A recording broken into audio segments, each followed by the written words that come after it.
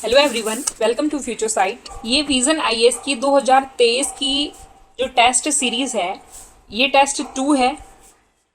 Polity के section से related इसमें क्वेश्चन है जिसका कोड है 3786। पहला क्वेश्चन देखते हैं। Which of the following is या are correct with reference to the cantonment board. Cantonment board से रिलेटेड ये क्वेश्चन है। इनमें पूछा है कि which of the following is या आर करेक्ट की करेक्ट स्टेटमेंट बतानी है इसमें कि करेक्ट स्टेटमेंट कौन सी है। नीचे 3 स्टेटमेंट दी गई हैं। देखो, एक कैंटोनमेंट बोर्ड क्या होता है। कैंटोनमेंट बोर्ड को छावनी बोर्ड भी बोलते हैं। It is established for municipal administration for civilian population in the cantonment area. अब ये कैंटोनमेंट एरिया क्या है। देखो, हमने देखा होगा कि जिस एरिया में कुछ एरिया जैसे जिसमें आर्मी मैन रहते हैं, वहाँ पे उनके साथ उनके बच्चे भी रहते हैं, उनकी फैमिलीज भी रहती हैं, बच्चों के लिए स्पेशल स्कूल्स भी होते हैं उस एरिया में। तो ये सारा एरिया कैंटोनमेंट एरिया कहलाता है। तो इस कैंटोनमेंट एरिया में जो भी सिविलियन पॉपुलेशन रह रही है उसके म्युनिसिपल एडमिनिस्ट्रेशन के लिए इसे एस्टेब्लिश करा गया था। पहली स्टेटमेंट में ऐसा पूछा गया है, तो ये स्टेटमेंट सही है। फिर दूसरा है, it works under the administrative control of the union ministry of home affairs. क्या ये union ministry of home affairs के अंडर काम करती है? तो नहीं, ये स्टेटमेंट गलत है। क्यों? क्योंकि जो कैंटोनमेंट बोर्ड है वो डिफेंस मिनिस्ट्री के अंतर्गत काम करता है। देखो कैसे याद रखेंगे, सी फॉर कैंटोनमेंट एरिया और D for defence ministry. C D से हम इसको याद रख सकते हैं। फिर है, it consist of partly elected and partly nominated members. जो कैंटोनमेंट बोर्ड है उसमें कुछ जो मेंबर्स हैं वो तो इलेक्टेड होते हैं और कुछ मेंबर्स नॉमिनेटेड होते हैं। तो ये स्टेटमेंट बिल्कुल सही है। तो फर्स्ट और थर्ड स्टेटमेंट सही हो जाती है। तो इसका आंसर हो जाएगा सी, 1 and 3 ओनली। तो एक्सप्लेनेशन में क्या दिया है कि जो ये कैंटोनमेंट बोर्ड है वो एस्टेब्लिश करा जाता है किस पर्पज के लिए? म्युनिसिपल एडमिनिस्ट्रेशन के लिए। किसके म्युनिसिपल एडमिनिस्ट्रेशन के लिए? For the civilian population in the cantonment area. मतलब कैंटोनमेंट एरिया में जो भी सिविलियन पॉपुलेशन रह रही है उनके म्युनिसिपल एडमिनिस्ट्रेशन के लिए। और ये जो कैंटोनमेंट बोर्ड है ये किसके प्रोविजन के अंडर सेटअप करा गया था? It is setup under the provisions of the cantonments act of 2006। और ये जो लेजिस्लेशन है किसके द्वारा इनेक्ट करे जाते हैं? सेंट्रल गवर्नमेंट के द्वारा। देखो, जो कैंटोनमेंट बोर्ड है ये म्युनिसिपलिटीज का जो हम चैप्टर पढ़ते हैं ना लक्ष्मीकांत का, उसमें म्युनिसिपलिटी के टाइप दिए गए हैं और उनमें से एक टाइप कैंटोनमेंट बोर्ड भी है। उनमें से जैसे म्युनिसिपलिटी हो गया, म्युनिसिपल कॉर्पोरेशन हो गया, ये सभी स्टेट गवर्नमेंट के लेजिस्लेशन के अंडर एनेक्ट होते हैं। लेकिन जो कैंटोनमेंट बोर्ड है वो सेंट्रल गवर्नमेंट के लेजिस्लेशन के अंडर एनेक्ट हो रहा है। ठीक है, it works under the administrative control of the defence ministry of the central government. तो इसका मतलब क्या है कि ये जो कैंटोनमेंट बोर्ड है वो क्रिएट भी सेंट्रल गवर्नमेंट के अंडर किया जाता है और एडमिनिस्टर्ड भी ये सेंट्रल गवर्नमेंट के अंडर में ही होता है। कैंटोनमेंट बोर्ड में कुछ मेंबर्स तो इलेक्टेड होते हैं और कुछ मेंबर्स नॉमिनेटेड होते हैं। और जो इलेक्टेड मेंबर्स हैं वो किसके द्वारा इलेक्ट किए जाते हैं और कितने टाइम के लिए? The elected members hold office for a term of 5 साल की अवधि के लिए।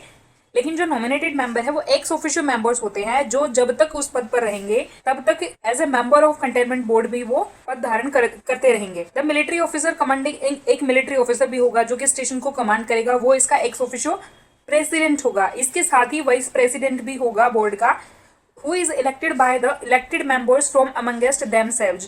जो अभी हमने यहाँ पे इलेक्टेड मेंबर्स पढ़ा है, तो इन इलेक्टेड मेंबर्स में से ही एक वाइस प्रेसिडेंट भी होगा जो इन इलेक्टेड मेंबर्स के द्वारा ही क्या करा जाएगा? इलेक्ट किया जाएगा। और उसका टाइम पीरियड कितना होगा?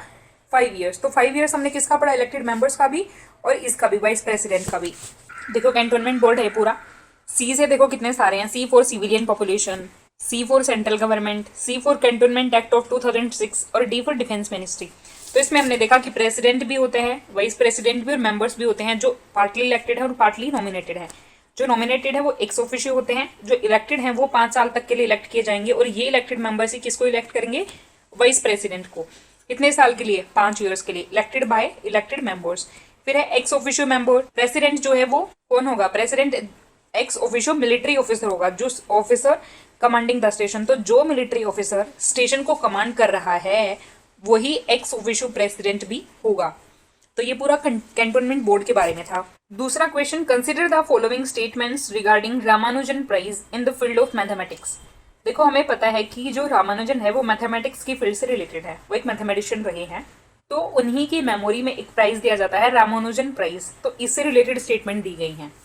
पहला पूछा है कि इट इज अवॉर्डेड बाय, कि ये किसके द्वारा दिया जाता है, university of Cambridge in the memory of Srinivasa Ramanujan. देखो इसमें ये स्टेटमेंट आधी सही है और आधी गलत, और ऐसे ही यूपीएससी भी करता है, कोई एक स्टेटमेंट देता है और उसमें से उसका आधा पार्ट ठीक होता है और आधा गलत होता है। यहाँ पे ये तो ठीक है कि ये श्रीनिवासा रामानुजन की याद में दिया जाता है, लेकिन ये यूनिवर्सिटी ऑफ कैम्ब्रिज के द्वारा दिया जाता है, तो ये फैक्ट गलत है, स्टेटमेंट गलत हो जाती है। फिर दूसरी है no women has been awarded this prize till now, कि अभी तक किसी भी वुमेन को ये प्राइज नहीं मिला है, तो अगेन ये स्टेटमेंट भी गलत है। क्यों? क्योंकि अभी हाल ही में कलकत्ता के एक इंडियन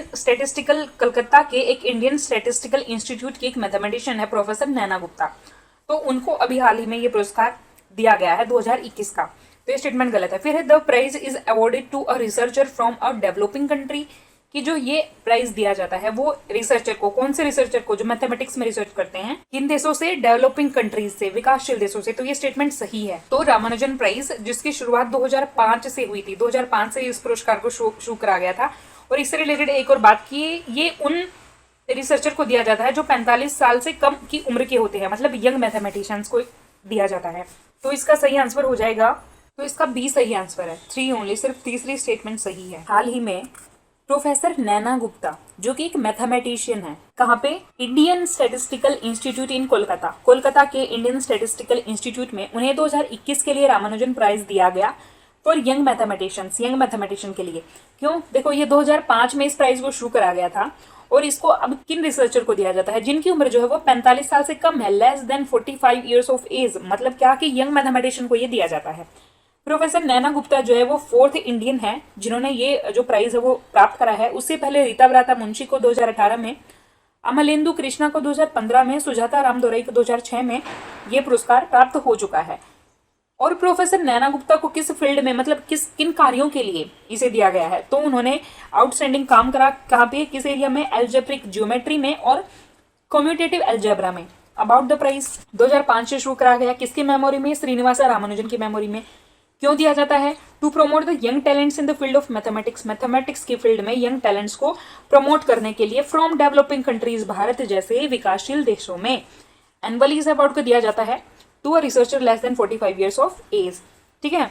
फिर है it was instituted by the Abdul Salam International Centre for Theoretical Physics, the Niels Henrik Abel Memorial Fund, the International Mathematical Union, इनके द्वारा इसे दिया जाता है। और यूजुअली तो क्या होता है कि एक व्यक्ति को दिया जाता है, लेकिन यदि 2 या 2 से ज्यादा व्यक्तियों ने, 3 व्यक्तियों ने सेम क्षेत्र में सेम बॉडी ऑफ वर्क करा हो तो उन्हें इक्वली शेयर भी कर दिया जाता है इस प्राइज को उनके बीच में। ठीक है, तो ये था रामानुजन प्राइज के बारे में इंपोर्टेंट बातें। तीसरा क्वेश्चन है स्टेम सेल्स के बारे में।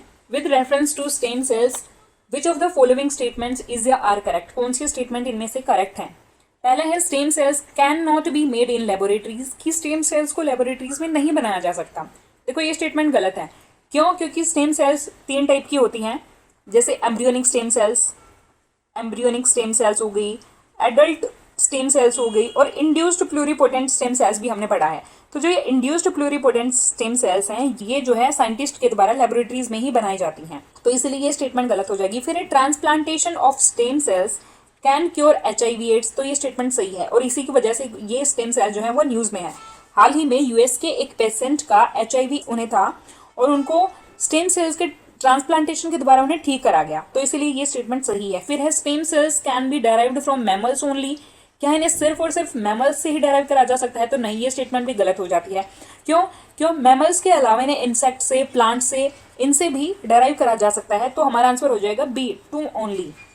रिसेंटली क्या हुआ है, यूएस की एक पेशेंट जो कि पहली महिला और 3rd पर्सन है जिन्हें क्योर करा गया, किससे? HIV से। किसकी हेल्प से? After receiving stem cell transplant. तो ऑप्शन में क्या था कि HIV को इससे ठीक किया जा सकता है या नहीं, तो वो स्टेटमेंट सही थी। From a donor who was naturally resistant to the virus that cause AIDS, और जिस डोनर से, जिस व्यक्ति से इन स्टेम सेल को लिया गया था, उसमें प्राकृतिक प्रतिरोधक क्षमता थी, किसके प्रति? एड्स के वायरस के प्रति।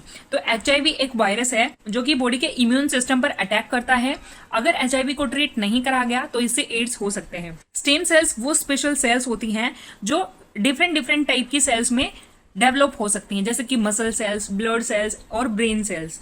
स्टेम सेल्स हमारी बॉडी में अबंडेंट, प्रचुर मात्रा में पाई जाती हैं, और ये डिफरेंट ऑर्गन्स में पाई जाती हैं और टिश्यूज में, जैसे ब्रेन में, ब्रेन, ब्लड, ब्रेन में, ब्लड में, बोन मैरो में, मसल में, स्किन में, हार्ट, हमारे लीवर टिश्यूज में, इन सभी में स्टेम सेल पाई जाती हैं। तो काफ़ी प्रचुर मात्रा में हमारी बॉडी में ये होती हैं। अपार्ट फ्रॉम मैमल्स, मतलब मैमल्स स्तनधारियों के अलावा स्टेम सेल्स को कहाँ से डराइव करा जा सकता है? इंसेक्ट से, कीड़े मकोड़ों से, एम्फीबियन से, प्लांट से, पौधों से, इन सभी से। स्टेम सेल्स मेन स्टेम सेल जो है वो 3 टाइप की होती हैं, embryonic stem cells, adult stem cells और induced pluripotent stem cells. Embryonic कौन सी? Supply new cells for an embryo, जो भ्रूण होता है उसमें नई सेल्स की सप्लाई करने का काम इनका होता है। As it grows and develops into a baby, क्योंकि भ्रूण को जो है वो उसकी ग्रोथ होनी होती है और उसे बेबी के रूप में डेवलप होता है वो। फिर है adult stem cells. Adult stem cell जो होती हैं वो उसके 2 यहाँ पे काम है। एक तो supply new cells as an organism grows, जैसे जैसे जैसे कोई एक बच्चा है वो बड़ा होता है, उसकी हाइट बढ़ती है, तो उसकी ग्रोथ के लिए नई सेल्स की जरूरत होती है, तो वहाँ पे एडल्ट स्टेम सेल्स काम आती है। और दूसरा replace cells that get damage, जैसे कि कोई घाव हो जाता है, चोट लग जाती है, तो उसको वहाँ पे भी जो है स्टेम सेल्स उसको भरने का भी काम करती हैं। तो ये एडल्ट स्टेम सेल्स के 2 काम होते हैं, एक तो ग्रोथ में, ऑर्गेनिज्म ग्रो होता है तब, और एक अगर सेल्स डैमेज हो जाती है तो उनको रिप्लेस करने के लिए। थर्ड टाइप की है इंड्यूस्ड प्लूरीपोटेंट स्टेम सेल्स। ये कौन सी हैं? ये वो स्टेम सेल्स होती हैं जिन्हें साइंटिस्ट के द्वारा लेबोरेटरीज में बनाया जाता है। तो पहला ऑप्शन क्या था? गलत था। जो पहली स्टेटमेंट दी गई थी वहां पे क्या था कि can not make in laboratories, तो वो गलत हो जाती है। तो इसका आंसर वैसे तो यहाँ पे ए दिया है, लेकिन सिर्फ दूसरी स्टेटमेंट सही थी क्वेश्चन में। Fourth question, which of the following statements is correct regarding a states bill? States bill से रिलेटेड ये क्वेश्चन है। उनमें से ये 4 स्टेटमेंट दी है, बताना है कि उनमें से कौन सी करेक्ट है। देखो ये स्टेट बिल्स कौन से वाले बिल? वो बिल जो या तो स्टेट लेजिस्लेटिव असेंबली या फिर स्टेट लेजिस्लेटिव काउंसिल, इनके द्वारा जो बिल लाए जाते हैं वो स्टेट्स बिल हैं। ठीक है, उसके बारे में ये स्टेटमेंट है। पहला है the president has no role to play in the passage of a states bill, कि जब ये स्टेट बिल पास किया जाता है या तो स्टेट लेजिस्लेटिव असेंबली में या तो विधानसभा में या फिर विधान परिषद में, तो क्या प्रेसिडेंट का कोई रोल नहीं है? तो ये स्टेटमेंट गलत है, क्योंकि हमने एक चीज देखी है कि गवर्नर को ये कॉन्स्टिट्यूशनल डिस्क्रिएशन है। आर्टिकल 163 के पार्ट 1 में जो उसकी कॉन्स्टिट्यूशनल डिस्क्रिएशन है गवर्नर की, तो उन कॉन्स्टिट्यूशनल डिस्क्रिएशन में एक ये भी है कि गवर्नर स्टेट लेजिस्लेचर्स के बिल को रिजर्व रख सकता है प्रेसिडेंट के लिए, प्रेसिडेंट की एसेंट के लिए। तो उस हिसाब से ये स्टेटमेंट गलत हो जाएगी। फिर है states bill can be reserved for the president but once reserved the governor has no role to play. यहाँ पे बोल रहे हैं कि स्टेट बिल जो है प्रेसिडेंट के लिए रिजर्व रखा जा सकता है, लेकिन अगर वो प्रेसिडेंट के लिए रिजर्व रख दिया तो उसके बाद गवर्नर का कोई रोल नहीं होगा इस बिल से रिलेटेड। तो ये स्टेटमेंट बिल्कुल सही है, क्योंकि मान लो गवर्नर ने कोई बिल रिजर्व रख दिया अपनी कॉन्स्टिट्यूशनल डिस्क्रिएशन का प्रयोग करते हुए, और वो प्रेसिडेंट की एसेंट के लिए उसने क्या कर दिया? रिजर्व रख दिया। तो उसके बाद अगर प्रेसिडेंट को ये बिल वापस से भेजना है स्टेट लेजिस्लेटिव असेंबलीज को, स्टेट लेजिस्लेचर को, तो अगर प्रेसिडेंट इस पर सहमत नहीं है तो हो सक और कुछ वो चाहता है कि स्टेट लेजिस्लेचर दोबारा से इस पर विचार विमर्श करे, तो प्रेसिडेंट भेज सकता है। तो दोबारा से अगर स्टेट लेजिस्लेचर इसे पास कर देता है, स्टेट लेजिस्लेचर के द्वारा अगर इस बिल को पास कर दिया जाता है, तो उसके बाद गवर्नर का कोई रोल नहीं रहेगा। उसके बाद ये सीधा ये फिर प्रेसिडेंट के पास ही भेजेंगे। तो इस हिसाब से ये स्टेटमेंट सही है। तो ये स्टेटमेंट दूसरी सही है। फिर है states bill can be reserved for the president but the president has to give assent to the bill. जो अभी हमने देखा था, ये प्रेसिडेंट, गवर्नर और फिर स्टेट लेजिस्लेचर, कि अगर स्टेट लेजिस्लेचर्स ने कि स्टेट लेजिस्लेचर का जो बिल है वो प्रेसिडेंट के लिए रिजर्व रखा जा सकता है, और प्रेसिडेंट जो है इसको दोबारा से नहीं भेज सकता, मतलब उसको एसेंट देनी ही पड़ती है। तो ये स्टेटमेंट गलत है। प्रेसिडेंट यहाँ पे बाध्य नहीं है अपनी एसेंट देने के लिए। तो बी हमारा आंसर हो जाएगा। तो when the governor reserves a bill, जब गवर्नर जो है वो बिल को रिजर्व रखता है किसके लिए? For the consideration of the president. किस आर्टिकल में है ये? आर्टिकल 201, संविधान का आर्टिकल 201 के अंडर ये प्रोविजन है। और ये जो है वो गवर्नर की कॉन्स्टिट्यूशनल डिस्क्रिएशन है, जो कि आर्टिकल 163(1) में जिसके प्रोविजंस हैं। He will not have any further role in the enactment of the bill. एक बार अगर गवर्नर ने रिजर्व रख दिया प्रेसिडेंट की कंसिडरेशन के लिए, तो उसका फर्दर कोई रोल नहीं रह जाता है। If the bill is return bye the president, और अगर प्रेसिडेंट को, ये स्टेट लेजिस्लेचर है, ये प्रेसिडेंट है और ये गवर्नर, देखो गवर्नर का रोल तो खत्म हो गया। अगर प्रेसिडेंट को इस बिल में कुछ चेंजेस करवाने हैं, मतलब इसको प्रेसिडेंट को लगता है कि रिकंसिडरेशन के लिए स्टेट लेजिस्लेचर के पास भेज देना चाहिए, तो वो क्या कर सकता है, भेज सकता है।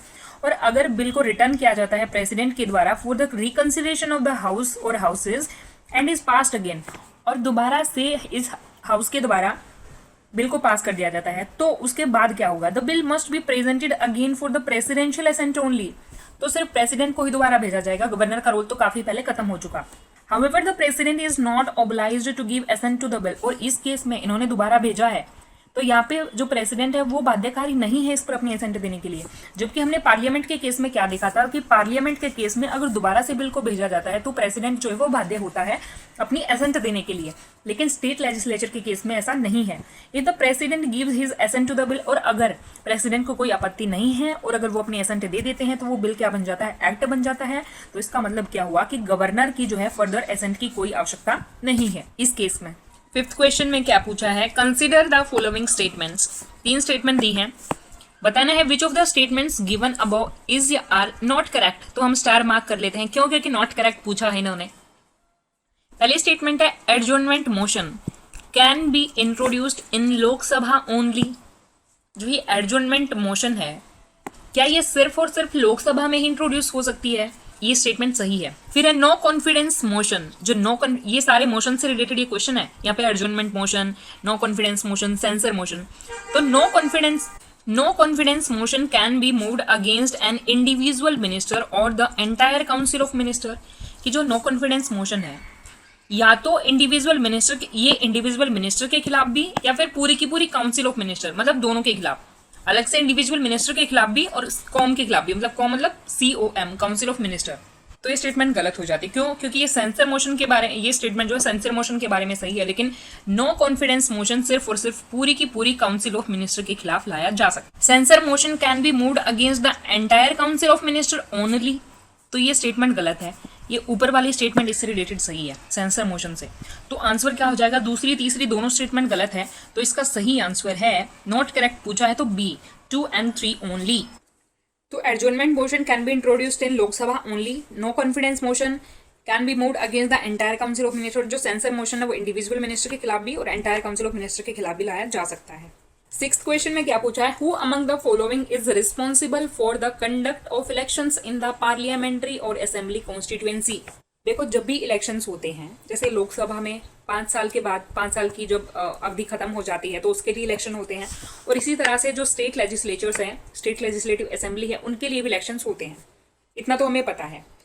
तो जब भी ये इलेक्शन होते हैं तो ये किसके द्वारा कंडक्ट कराए जाते हैं। और एक और बात हमें पता है कि जब भी ये इलेक्शन होते हैं तो इसके लिए पूरे देश को, जैसे इंडिया को, पूरे भारत को डिफरेंट कॉन्स्टिट्यूएंसीज में बांट दिया जाता है, और हर एक कॉन्स्टिट्यूएंसी पर एक रिप्रेजेंटेटिव होता है, फिर इलेक्शंस होते हैं। तो ये जो इलेक्शंस हैं, पार्लियामेंट्री और असेंबली कौन सी, स्टेट लेजिस्लेटिव असेंबली, उनकी कॉन्स्टिट्यूएंसी में जो इलेक्शंस होते हैं वो किसके द्वारा कंडक्ट करे जाते हैं। तो इसका सही आंसर है रिटर्निंग ऑफिसर के द्वारा। इलेक्शन कमीशन ऑफ इंडिया, तो election commission of India assisted by, किसके द्वारा असिस्ट करा जाता है इसको, नेशनल लेवल पर डिप्टी इलेक्शन कमिश्नर के द्वारा, स्टेट लेवल पर चीफ इलेक्टरल ऑफिसर के द्वारा, और डिस्ट्रिक्ट लेवल पर डिस्ट्रिक्ट रिटर्निंग ऑफिसर के द्वारा इन्हें सहायता प्रदान करी जाती है। और जो ये डेप्यूटी इलेक्शन कमिश्नर है वो कौन है, drawn from the civil service and appointed by the commission. Civil service से किसी एक व्यक्ति को अपॉइंट करा जाता है, किसके द्वारा appoint, commission, election commission of India के द्वारा। और जो स्टेट लेवल पर होता है ना, चीफ इलेक्टरल ऑफिसर, इसके द्वारा appointed by the chief election commissioner, इस चीफ इलेक्शन कमिश्नर के द्वारा अपॉइंट करा जाता है in consultation with state government के साथ क्या करके, कंसल्ट करके। और जो डिस्ट्रिक्ट लेवल पर होता है ना, डिस्ट्रिक्ट रिटर्निंग ऑफिसर, तो ये कलेक्टर होता है। डेप्यूटी इलेक्शन कमिश्नर, ये फर्दर किसके द्वारा असिस्ट किया जाता है, assisted by secretaries, joint secretaries, deputy secretaries और अंडर सेक्रेटरीज के द्वारा, ठीक है। और ये कहाँ पे पोस्टेड होते हैं, posted in the secretariat of commission, election commission of India. जो ये यहाँ पे डिस्ट्रिक्ट रिटर्निंग ऑफिसर है, ये कलेक्टर होता है, डिस्ट्रिक्ट कलेक्टर। और ये किसकी अपॉइंटमेंट करता है, ये अपॉइंटमेंट करता है एक तो प्रिजाइडिंग ऑफिसर की और एक रिटर्निंग ऑफिसर की। Returning officer for every constituency in the district, तो डिस्ट्रिक्ट में जितनी भी कॉन्स्टिट्यूएंसी हैं, पार्लियामेंट्री भी और असेंबली की भी, स्टेट लेजिस्लेटिव असेंबली की भी। तो रिटर्निंग ऑफिसर जो है हर एक कॉन्स्टिट्यूएंसी के लिए अपॉइंट करा जाता है और यही रिटर्निंग ऑफिसर क्या करता है, इलेक्शंस कंडक्ट करवाता है। और ये प्रिजाइडिंग ऑफिसर किसके लिए होता है, for every polling booth in the constituency. तो हर एक कॉन्स्टिट्यूएंसी के लिए क्या होगा, एक रिटर्निंग ऑफिसर होगा। और इस कॉन्स्टिट्यूएंसी में जैसे मान लो कई पोलिंग बूथ हैं, 4 भी हो सकते हैं, 5 भी, 10 भी, 15 भी, तो जितने भी, पहले तो पूरे देश को कॉन्स्टिट्यूएंसीज में बांटा जाता है, डिफरेंट कॉन्स्टिट्यूएंसीज में। मान लो ये 3 कॉन्स्टिट्यूएंसीज हैं, तो हर एक कॉन्स्टिट्यूएंसी के लिए एक रिटर्निंग ऑफिसर होगा, ठीक है। और एक कॉन्स्टिट्यूएंसी को फर्दर पोलिंग बूथ में बांटा जाता है, जहाँ पे हम जैसे वोट डालने भी जाते हैं। हर एक पोलिंग बूथ के लिए एक प्रिजाइडिंग ऑफिसर भी होता है। तो ये जो रिटर्निंग ऑफिसर है ना, यहाँ पे ये इसमें क्वेश्चन में इससे रिलेटेड पूछा था कि इलेक्शंस को कौन कंडक्ट करवाता है, तो ये रिटर्निंग ऑफिसर इलेक्शंस को कंडक्ट करवाते हैं, ठीक है। आई होप आपको ये क्लियर हुआ होगा। यहाँ पे क्या पूछा, विच of the following statements is correct regarding the salary and allowances of supreme court जजेस इन इंडिया। इंडिया में सुप्रीम कोर्ट के जो जजेस हैं उनकी सैलरीज और अलाउंस, उससे रिलेटेड ये स्टेटमेंट है। इनमें से बताना है कि कौन सी स्टेटमेंट करेक्ट है, ठीक है। तो पहली स्टेटमेंट है, they are determined by the president. कि जो सैलरी और अलाउंसेस है ना सुप्रीम कोर्ट के जजेस की, वो प्रेसिडेंट के द्वारा डिटरमाइन करी जाती है, तो गलत है। क्योंकि पार्लियामेंट अगर यहाँ पे होता तो ये स्टेटमेंट सही है। पार्लियामेंट के द्वारा डिटरमाइन करी जाती है ये सैलरी सुप्रीम कोर्ट के जजेस की। फिर दूसरी statement, it can be altered by the parliament to the जजेस डिसएडवांटेज आफ्टर हिज अपॉइंटमेंट। ये स्टेटमेंट गलत है। फिर है, it is charge on the consolidated fund of state. गलत स्टेटमेंट। अगर इंडिया होता ना यहाँ पे कंसोलिडेटेड फंड ऑफ इंडिया, तो ये स्टेटमेंट सही होती है। अब ये स्टेटमेंट गलत है, मतलब तीनों ही स्टेटमेंट गलत हैं। तो none of the statements are correct, ये इसका आंसर है। तो the parliament determines the salary, other allowances, leave of absence, pension etcetera. किसकी, सुप्रीम कोर्ट के जजेस की। पार्लियामेंट अल्टर नहीं कर सकती किसको, प्रिविलेजेस और राइट्स को जो कि जजेस को दिए जाते हैं। कैसे अल्टर नहीं कर सकती, ऐसा नहीं है कि वो उनके फेवर में अल्टर नहीं कर सकती, परिवर्तित कर सकती है पार्लियामेंट, लेकिन वो उन्हें हानि नहीं पहुंचनी चाहिए उससे। जजेस के डिसएडवांटेज के लिए अगर कोई ऐसा परिवर्तन पार्लियामेंट करती है जिससे इनकी सैलरी कम हो जाती है मान लो, तो वो ऐसा परिवर्तन नहीं कर सकती। लेकिन अगर इंक्रीमेंट करना है तो वो हो सकता है आफ्टर हिज अपॉइंटमेंट, उनके अपॉइंटमेंट के बाद। फिर है, salary allowances and pension of the जजेस of the Supreme Court are charge on the consolidated fund of India. इसके साथ ही कंसोलिडेटेड फंड ऑफ इंडिया पे इंडिया में से क्या क्या चार्ज हो सकता है, जैसे कि प्रेसिडेंट की पेंशन, प्रेसिडेंट की सैलरी, एमोलमेंट्स, ये भी। उसके अलावा कैग, यूपीएससी, इनकी भी सैलरीज और अलाउंसेस जो है वो, सैलरी अलाउंसेस और पेंशन जो है वो कंसोलिडेटेड फंड ऑफ इंडिया पे चार्ज होती है। 8th question, in the context of the Indian polity, in which of the following matters can the governor act in his discretion? नीचे 3 स्टेटमेंट दी हैं, बताना है कि इनमें से किन मैटर्स में, किन मुद्दों पर जो गवर्नर है अपनी डिस्क्रिशनरी पावर का प्रयोग कर सकता है। देखो, हमारे संविधान में आर्टिकल 163 का जो सब क्लोज 1 है ना, उसमें गवर्नर की जो डिस्क्रिशनरी पावर्स हैं उससे रिलेटेड प्रोविजन दिए हैं। तो 2 टाइप की डिस्क्रिशनरी पावर्स गवर्नर को मिली हुई हैं, एक तो कॉन्स्टिट्यूशनल डिस्क्रिशन और एक सिचुएशनल डिस्क्रिशन, ठीक है।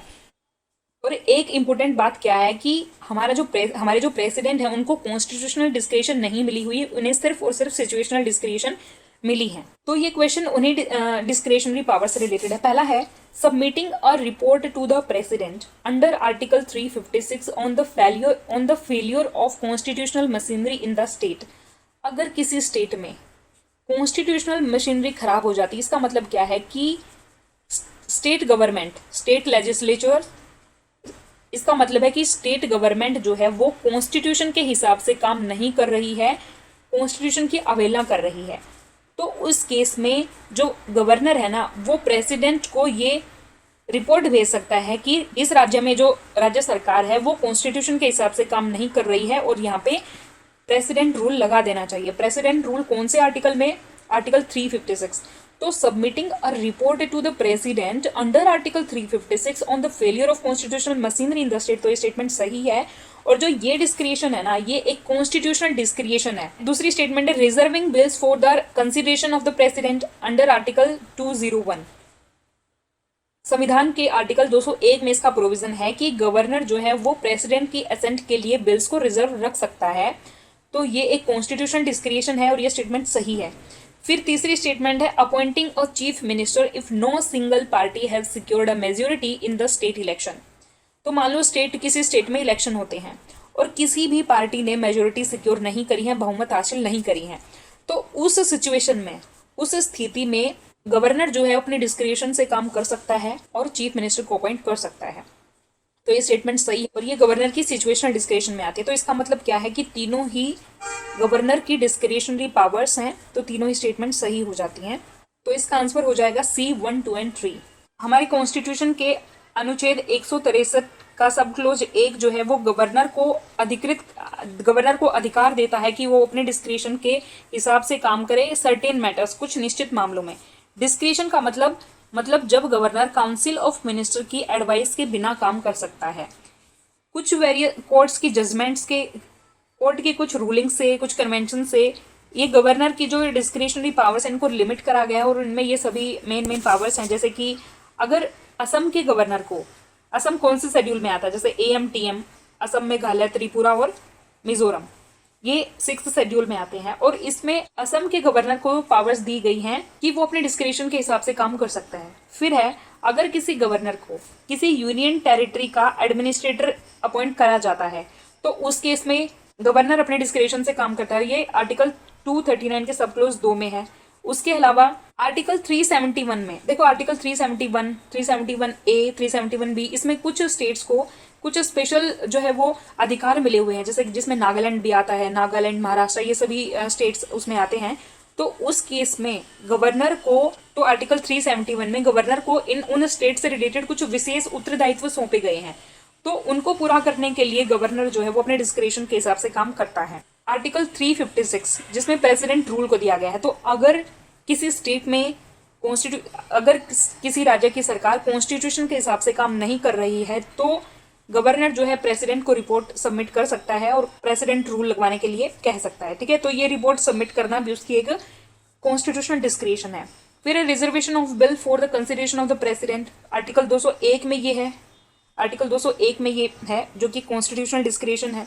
फिर अपॉइंटिंग ए चीफ मिनिस्टर, यदि किसी भी पार्टी ने बहुमत जो है हासिल नहीं करी है स्टेट इलेक्शंस में, ये एक सिचुएशनल डिस्क्रिशन है। ठीक है, तो इन ऑल अदर मैटर्स, इनके अलावा जो मुद्दे बच गए, देखो इसमें और भी शामिल हैं, इनमें सिर्फ इनके अलावा और भी चीज़ें शामिल है, जैसे कि डिजोल्यूशन अगर हो जाए स्टेट लेजिस्लेटिव असेंबली का, इसकी जो सिचुएशनल डिस्क्रिशन ये होगी। तो कुछ और भी मुद्दे हैं जिनमें गवर्नर को डिस्क्रिशनरी पावर्स मिली होती हैं, तो उन सभी को छोड़कर जो भी मुद्दे बच गए उन पर गवर्नर को जो है काउंसिल ऑफ मिनिस्टर की एडवाइस पर काम करना होगा।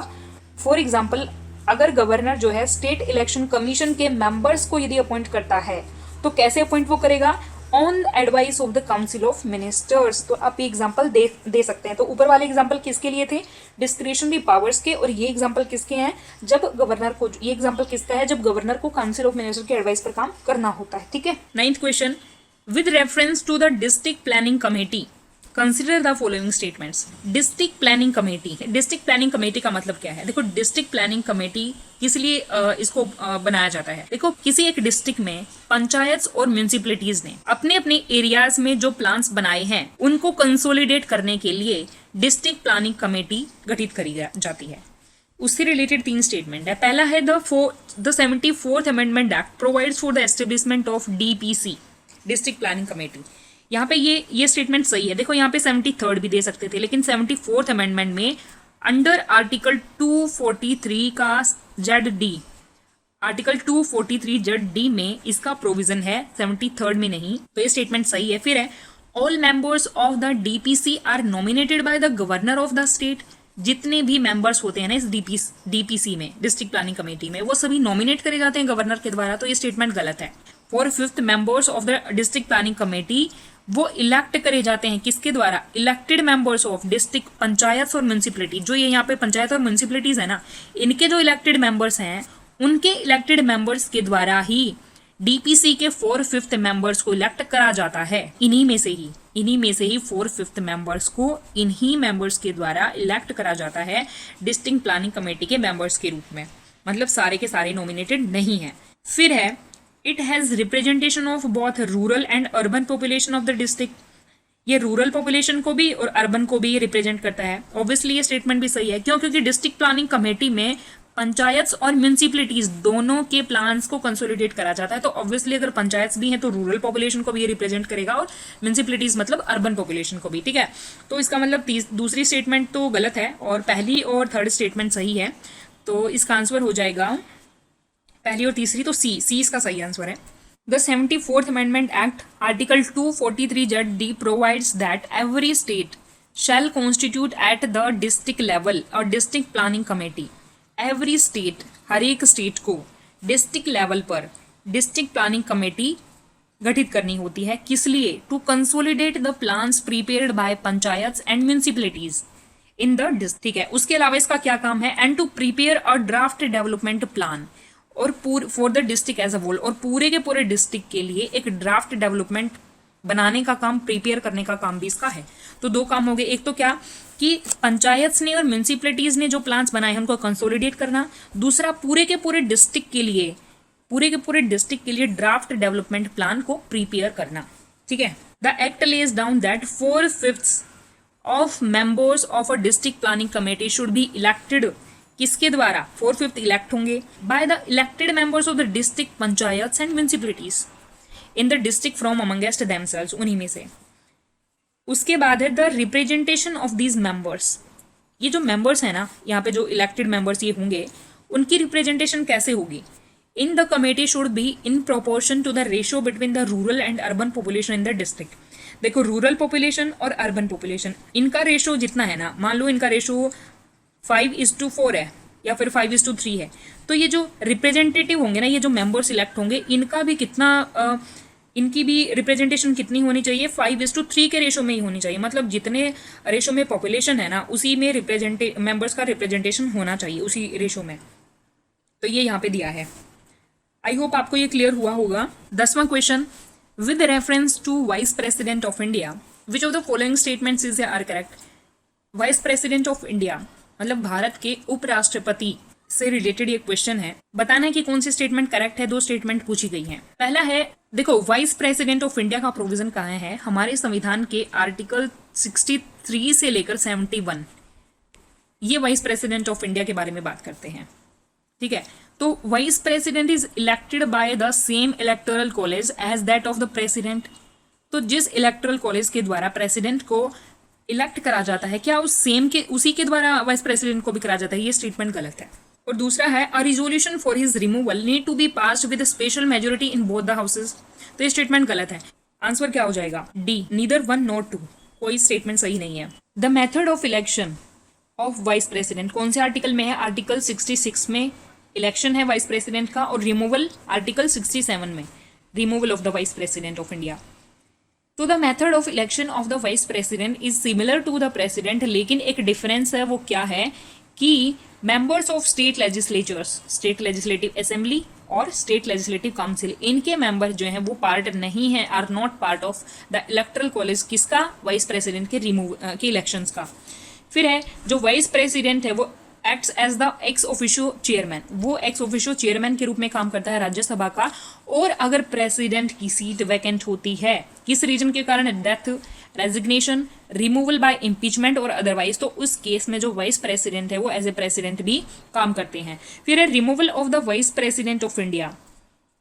इनका रिमूवल जो है वो आर्टिकल 67 में है। इनको वाइस प्रेसिडेंट को इनकी जो टर्म है ऑफ ऑफिस है उसको पूरा होने से पहले भी उन्हें रिमूव करा जा सकता है, लेकिन अब formal impeachment is not required for his removal. किसी फॉर्मल इम्पीचमेंट की जरूरत नहीं है, लेकिन प्रेसिडेंट के केस में तो फॉर्मल इम्पीचमेंट होता है। हमने देखा कि जिस भी हाउस में प्रेसिडेंट को हटाने के लिए रिजोल्यूशन पास करा जाता है तो 1/4 मेंबर्स का साइन उस पर होना चाहिए रिजोल्यूशन, उसके बाद ही जो है रिजोल्यूशन लाया जा सकता है। उसके अलावा 14 डेज का नोटिस और भी चीजें 2/3 मेजोरिटी से दोनों हाउसेज में पास होना जरूरी है। तो मतलब एक फॉर्मल इम्पीचमेंट है प्रेसिडेंट के केस में, लेकिन वाइस प्रेसिडेंट के केस में ऐसा नहीं है। फिर है vice president he can be removed by a resolution of the Rajya Sabha. कैसे इसको हटाया जाएगा वाइस प्रेसिडेंट को? सबसे पहले, क्योंकि ये राज्यसभा के एक्स ऑफिशियल चेयरमैन के रूप में भी काम करता है, तो राज्यसभा में एक रिजोल्यूशन लाया जाएगा पहले इसके लिए, जो कि इफेक्टिव मेजोरिटी से इफेक्टिव मेजोरिटी से पास किया जाएगा राज्यसभा के द्वारा। इफेक्टिव मेजोरिटी मतलब a majority of all the then members of the Rajya Sabha. उसके अलावा क्या लोकसभा का कोई रोल नहीं है, लोकसभा में इसे भेजा जाएगा और लोकसभा के द्वारा इसे सिंपल मेजोरिटी से पास अगर करा जाता है तो इसका इम्पीचमेंट, तो जो वाइस प्रेसिडेंट है वो उनके पद से हट जाते हैं। ठीक है, तो पहले तो राज्यसभा में इफेक्टिव मेजोरिटी से और लोकसभा में सिंपल मेजोरिटी से। This means that this resolution should be pass in the Rajya Sabha by an effective majority और लोकसभा में सिंपल मेजोरिटी से। लेकिन एक इंपॉर्टेंट बात जो कि राष्ट्रपति के सिमिलर है, but no such resolution can be moved unless at least 14 days advance notice has been given. तो देखो प्रेसिडेंट के केस में भी क्या था कि 14 डेज का एडवांस नोटिस देना होता है प्रेसिडेंट को, और सेम है वाइस प्रेसिडेंट के केस में। वाइस प्रेसिडेंट के केस में कोई फॉर्मल इम्पीचमेंट नहीं है, प्रेसिडेंट के केस में फॉर्मल इम्पीचमेंट होता है। प्रेसिडेंट के केस में दोनों ही सदनों में, राज्यसभा में भी लोकसभा में भी 2/3 मेजोरिटी से, स्पेशल मेजोरिटी 4 जो है उससे ये पास होना चाहिए इसका बिल, इसके इम्पीचमेंट का। लेकिन वाइस प्रेसिडेंट के केस में राज्यसभा में इफेक्टिव मेजोरिटी से और लोकसभा में सिंपल मेजोरिटी से। ठीक है, तो ये इनके बारे में इंपोर्टेंट बातें थी। तो ये था आज का वीडियो। आई होप आपको सभी क्वेश्चंस की एक्सप्लेनेशन समझ में आई होगी। अगर आपके कोई सजेशंस हैं तो आप प्लीज कमेंट बॉक्स में लिख सकते हैं। वीडियो कैसा लगा प्लीज कमेंट बॉक्स में लिख के बताएं। आज के लिए इतना ही। Thanks for watching.